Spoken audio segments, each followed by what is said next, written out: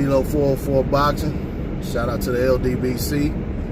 Hey, big shout out to Marlo and Trey X on the corner, on Marlo's Corner. If you haven't checked that channel out, go over there and check them out. Subscribe to the channel. That's where I spent my Sunday evening. I was listening to the fight, the Caleb Plant and a Jose Uzecategui fight on Fox, as well as I watched the undercard fights as well as the prelims. But Trey X did a wonderful job calling those fights yesterday. Chat was engaging as always. So was the panel. Great experience as usual on the corner.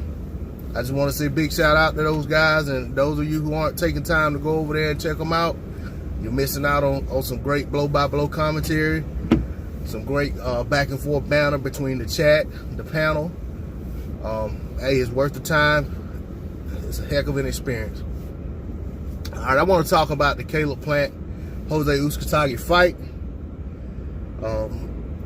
Good fight. For myself, I'll go ahead and say I ate crow.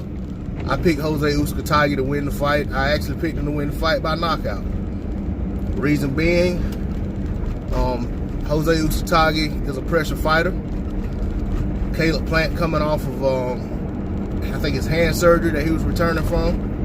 And I just felt like Uzecategui was not the type of guy that any fighter should be climbing in the ring with, fresh off of a layoff in an operation, off of inactivity. But Caleb Plant showed his true grit, showed his mettle, showed his skills, and proved that even coming off of surgery that he was a bit too much for Jose Uzecategui.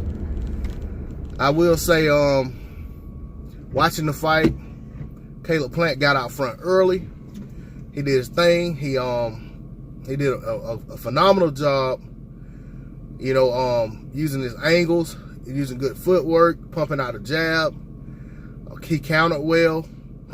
He was fighting off the back foot, but he would come forward in spots and put together some really nice crisp shots. Excuse me. Put together some really nice crisp shots, and he was controlling the action early. He dropped He dropped Jose Uzecategui either 2 or 3 times in the fight. I can't remember. I saw 2 knockdowns, but I do remember someone mentioning a 3rd knockdown, but I was in and out of the room watching the fight. So maybe I missed the 3rd knockdown, but I know I saw 2 knockdowns. And of the 2 knockdowns I saw, honestly, it looks like it was more of a Uzecategui getting caught with a shot that he didn't anticipate coming, as well as he was a little bit off balance because he was throwing his own shots. I never felt that he was truly hurt in the fight, but he did get dropped, and when you get dropped, it's a 10-8 round regardless of whether you're hurt or not, and that was the situation. No controversy for me.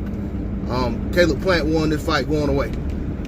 The only thing I will say is in the latter rounds, Uzecategui came on strong. He was Caleb Plant, if he got out early and had Uzecategui down a couple times, but I'm here to tell you that if you watch the fight from my vantage point, if it looked like anyone was ever in jeopardy of being stopped, it was Caleb Plant. I think there are things that both guys could have done differently that could have put themselves in better position to get the stoppage. But I will say the burden was on Uzecategui to do something different to stem the tide, to turn the tide in the fight, because he was down. He knew he was down. He had to know he was down. His corner had to know he was down. And, he just did his thing. I mean, he kept doing the same thing round after round, and he was getting closer and closer and closer. But in a 12-round fight, when you're down that much, the odds are that you're going to have to do something different. If what you're doing isn't getting you some knockdowns, and the guy is still able to kind of dictate some of the pace and do his thing. But I will say Uzecategui came on very strong. During the fight, I was commenting in the chat section that this fight looks a lot like Margarito Cotto 1. Now we know, in hindsight that it's very likely that Margarito had those plaster Paris wraps in his gloves in that fight, because he got caught in the Shane Mosley fight shortly after that. But what I will say is the comparison to me is that while Plant was doing a lot of great work and got out front early, the thing that I noticed, where the Margarito Cotto comparison came in, was that he would never stop coming. You know, Uzecategui never quit coming, and he would seem the more the fight went on, the more steam he had going forward. You know, he kept coming. He never seemed to get deterred. He was smiling throughout the whole fight, grinning, jumping up and down at the end of the rounds, coming out the next round, jumping up and down. He was ready to go. But once again, it's a 12-round fight. You got 12 rounds to do what you're gonna do to get the W. Uzecategui could not get it done in 12 rounds. Caleb Plant showed a lot of, like I said, a lot of true grit, because he was getting broken. His face was being broken apart by Uzecategui. He was bleeding in probably about 3 spots on his face. Had a busted nose. I think he was bleeding on the side of one eye and underneath the other eye. I mean, his face looked a mess. If there was a, you know, some people like to say who won the fight by who looked the worst. If it was the end of the fight and you looking at the guys, you say Uzecategui won the fight because Caleb Plant's features didn't hold up. But like I said, no controversy here. Caleb Plant did his thing. I look forward to seeing what's next for the young man. There's some talk about him and, you know, David Benavidez, but that's mainly from Benavidez's side. But I know Caleb Plant was on record saying that he wanted to go, if he won, he wanted to go after the other champions at 168. So we'll see what happens. I'm all for him doing so.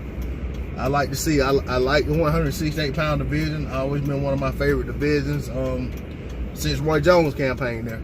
It's always had my attention. And you know, that Super 6 tournament that they had years ago really put a spotlight on that division. At that time, it was a pretty stacked division. So it's one I always keep my eye on. So I'm excited for the 168-pound division. I'm excited for Caleb Plant, seeing what he does going forward.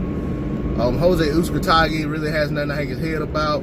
He gave his all. I heard that he's I read this morning that he's hoping for a rematch. I'm not sure if there was a rematch clause in the contract. It's probably just as likely that it wasn't than it is. But we'll see what happens. For him going forward, I think he's still a threat to anybody at 168, including Caleb Plant in a rematch. It's just whether or not he can employ a different game plan, you know, to do what he did late a lot earlier. But that's all I got to say on it. That's my video. Shout out to the LDBC. If you haven't subscribed to the channel, I ask you to please subscribe. Hit that bell icon. Drop a comment in the comment section. To my subscribers and repeat viewers, listeners, what have you. I appreciate your support. I'm out. Peace.